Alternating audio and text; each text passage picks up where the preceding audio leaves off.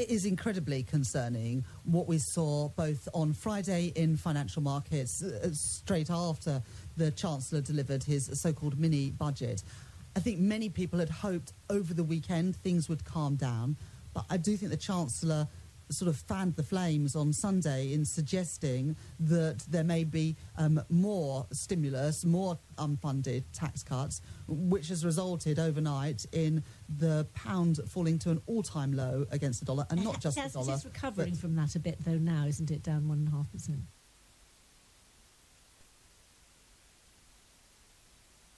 Party is supporting those extra tax cuts, aren't you? Not the 45 pence on higher earners, but the basic rate cuts. So I've been very clear that ordinary working people at the moment are facing a cost of living crisis, with energy prices up, the price of the weekly food shop, and wages are not keeping up.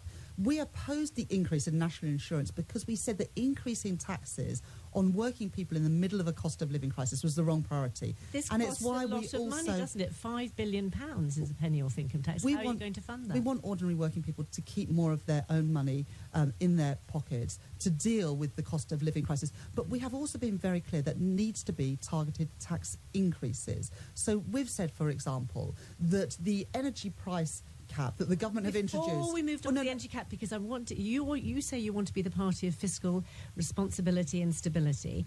It costs £5 billion in the next year to fund this income tax cut.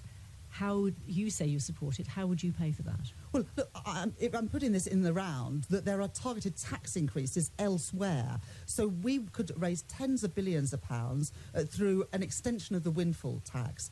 That would be bringing money into the yes, Treasury. But you're using that to help with energy bills, as I understand it. I'm asking you specifically. You've said to your team, or any time that you make a spending commitment, you're going to tell us how you fund that.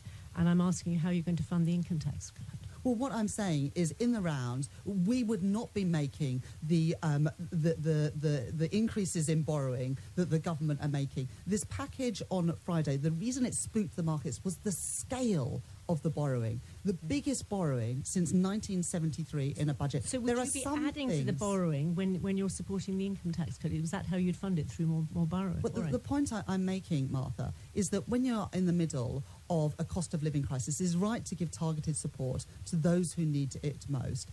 But we shouldn't be making these tax cuts on the very wealthiest in society, and we should be asking those with the broadest shoulders to make a greater contribution, which is what our windfall tax is all about. Through the windfall tax and by reinstating the 45 pence. I don't want another example of that. I just want quite simply an answer to how you're going to fund the income tax cut.